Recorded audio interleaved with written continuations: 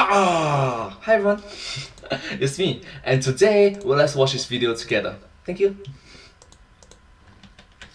This video is sponsored by God of War. Click the link in the description below for even more information about Kratos and his son Atreus' adventure into the mystic world of the Norse. Game exchange, culture shock. Hey everyone, 𝐃𝐎𝐿 here, and dude, the next God of War is just a week away! Well, of course I'm excited! This is one of the few definitive franchises that takes old pantheons from ancient culture and spins them into fascinating original stories. Fascinating original stories. And as the series moves into a brand new Norse setting, how could I not cover the fantastic folklore around it? That's right, with reference to the old folklores, with the old cultures. This original game takes inspiration from them, right? Besides, the way that Kratos has changed and evolved in this new setting is something I've been wanting to see for a while now. True. He's not fighting alone anymore, but instead working closely with his son Atreus, who complements Kratos' hand-to-hand style combat with range support using his lightning arrows. True. The two work in tandem not only in combat, but also in puzzles and narrative. Personally, I love the fact that Kratos has moved to a character with depth and purpose. You can tell he wants to be a good father and a good person, yet who he is something he actively struggles with. So far in what I've seen in the game, Kratos may end up relying just as much on his son's humanity as Atreus relies on his father to guide him as a warrior. So when PlayStation came to me wanting to sponsor a video analyzing the game, of course I jumped at it. The question just becomes, what in this gigantic world of 13th century Iceland folklore do I talk about? Kratos' new weapon, the 𝐿𝕠𝐿 could be cool. I mean, while the weapon itself is unique to the game, its creators Brok and Sindri are legendary dwarves as cited in the Prose Edda, basically Norse's catalog of ancient history and folklore. The two made all kinds of weapons, armor, and jewelry for the gods, including Odin's golden ring Draupnir and Thor's legendary hammer Mjolnir. Wait, did you just pronounce it as Mjolnir? I thought it was pronounced as Mjolnir. Anyways, let's continue. But then there's also a whole new pantheon that the game could explore with fantastic gods like Mimir. They call me Mimir, Mimir! smartest man alive. Yeah, I think Mimir might actually be selling himself a little short here. While historians aren't sure if he was a god or a giant, we do know that he lived up to his namesake, meaning the Rememberer or the Wise One.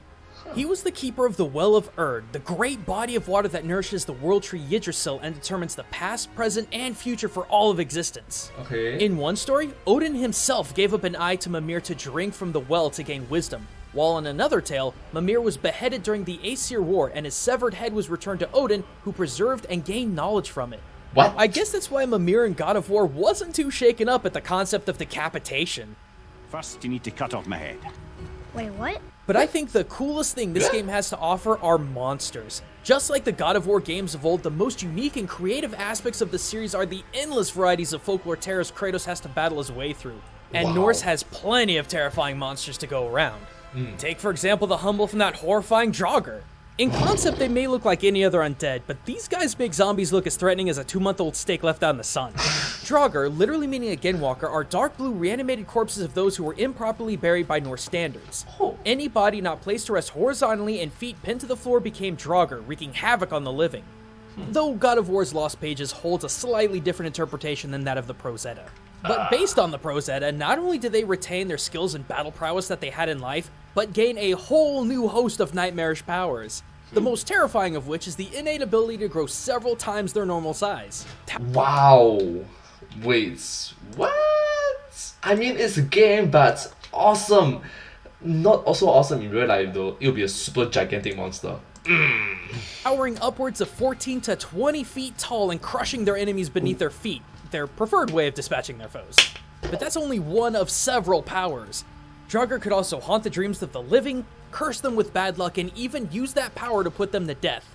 Wow. In one example, the Grettis saga, the main protagonist Greidir fights and successfully defeats a Draugr named 𝐿𝕠𝐿, but in the monster's death throes, curses Greidir with misfortune for the remainder of the tale. Finally, if you think you're safe from Draugr out at sea, you would be terribly wrong. Souls that drown at sea almost always return as an even more terrifying Draugr, half-rotting flesh and half-seaweed. Many Nords who live to a ripe old age would claim that they would see ships filled with Draugr husks sailing vessels made of their own corpses. Seems like Kratos would have his hands full with these seemingly unstoppable undead. But the Prose Edda does state a way to dispose of a Draugr. Though it takes the blood of a hero, someone of great courage and strength, and, well, Kratos has all of that in spades, so that's one requirement down. True. A hero would first have to decapitate the Draugr and quickly burn its body to ash. Only after dumping the ashes into the sea will the Draugr never return to life.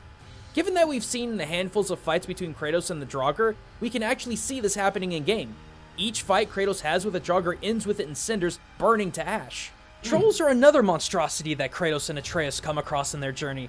However, I found it very curious that the two only did battle with a single troll in the trailer, because unlike many other European interpretations that depict trolls as being hideaway loners, in the European descriptions, Norse trolls are actually very family-oriented, dwelling together in groups of fathers, mothers, sisters, and brothers who will typically live in isolated caves or dense forests to keep them away from humanity, cause boy do they hate humanity.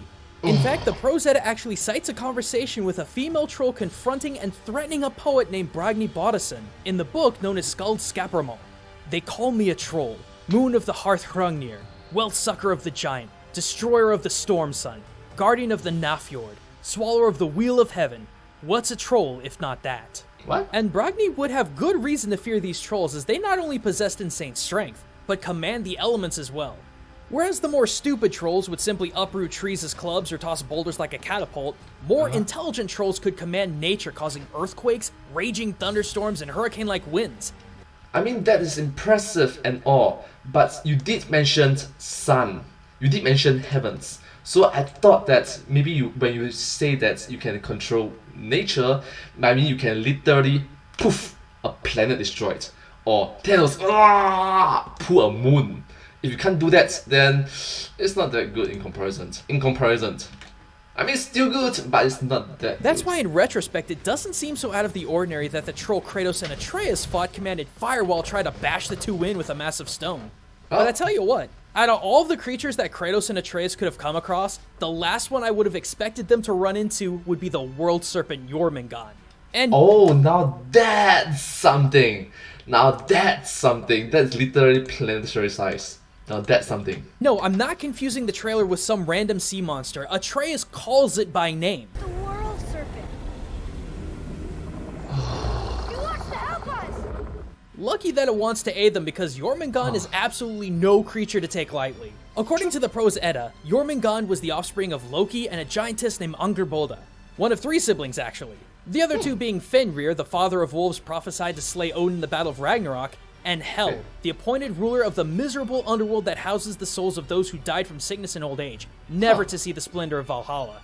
And much like his siblings, 𝕂𝕗𝕗 is also a doomsday monster of the Nords. As he did for the rest of Loki's children, Odin banished 𝕂𝕗𝕗 to, quote, that deep sea that lies around all lands. There it grew from the size of an above-average snake into a serpent so massive it encircled the entire world, which is why it bears the name Midgard or World Serpent. World Serpent. Is it world as in universal world, or is it world as in galaxy world, or world as in just a small planet-sized world? Which one do you mention about? The world can be understood by a lot of different. To this day, it's believed that 𝕂𝕗𝕗 continues to lay dormant with its tail in its mouth. But when it finally releases its tail from its teeth, the end times, Ragnarok, will begin.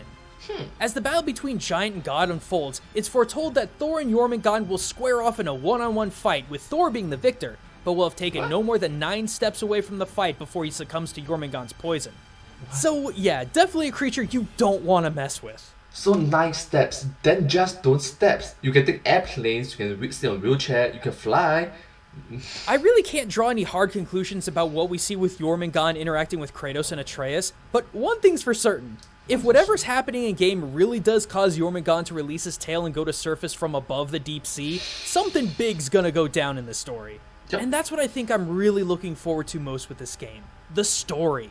The combat looks and feels just as good as it ever has, but watching Kratos growing as a person, as a hero, and as a father is something I've very much been looking forward to for a while now. True. And if God of War continues its tradition of masterfully integrating characters into ancient lore in this game, there's gonna be one heck of a saga to unfurl. But thanks for watching, everyone, and another big thanks to Sony and God of War for sponsoring this video. If you want to learn more about the game and the ancient Norse culture that it stems from, check out the link in the description. Otherwise, the game comes out April 20th, so you can see for yourself just how deep into the lore God of War goes. Thank you so And as much. always, if you love theories about history, math, science, and even popular culture in your favorite video games, be sure to subscribe and click that bell to never miss out on our newest Game Theorist videos. But until next time, everyone, this is 𝐒𝐮𝐺𝐽 signing out. Thank you so much for watching this video. Oh, and fun fact, don't forget about Loki. I'm sorry, it really just came out, so I'm a bit hyped about it. Anyways, thank you so much for watching this video. If you do like this video, please remember to like, share, and subscribe to my channel, and comment down below if you have anything to share with us. Don't forget to follow my channel, and I sincerely appreciate all of your support and encouragement for me. Thank you so much. I hope to see you in my next video. But hey, that's just a game culture. Thanks for watching. Oh, cut shock. Thank you.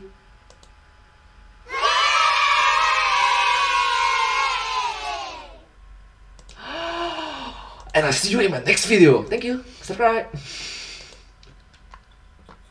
Oh my god, that's one long breath.